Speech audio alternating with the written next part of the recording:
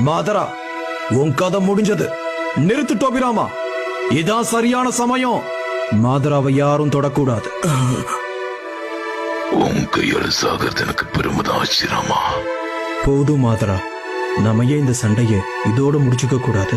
ஒரு அமைதியான கிராமத்தை உருவாக்குவோங்கிற நம்மளோட சத்தியம் உனக்கு ஞாபகம் இருக்கா?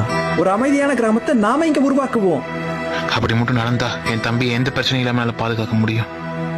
இதுக்கு மேலேயும் என்னால உங்களை நம்ப முடியாது. இருந்தாலும் சமாதானத்துக்கு ஏதாவது வழி இருக்கா? அதுக்கு உன் தம்பி இப்ப சாகணும், இல்லனா நீ இப்போ இங்க சாகணும். இப்ப என்ன பண்ண போறீங்கன்னா என்ன கொல்ல போறீங்களா? ரொம்ப நன்றி மாதரா, உன்னோட இரக்கமான மனசு எனக்கு இதுல இருந்தே நல்லா புரியுது. ஒரு தம்பி இழந்த அண்ணனோட வழி எப்படி இருக்கும்னு அவனுக்கு நல்லாவே தெரியும். நான் போனதுக்கு அப்புறம் நீங்க யாரும் மாதராவை கொல்லக்கூடாது. இனி செஞ்சுவும்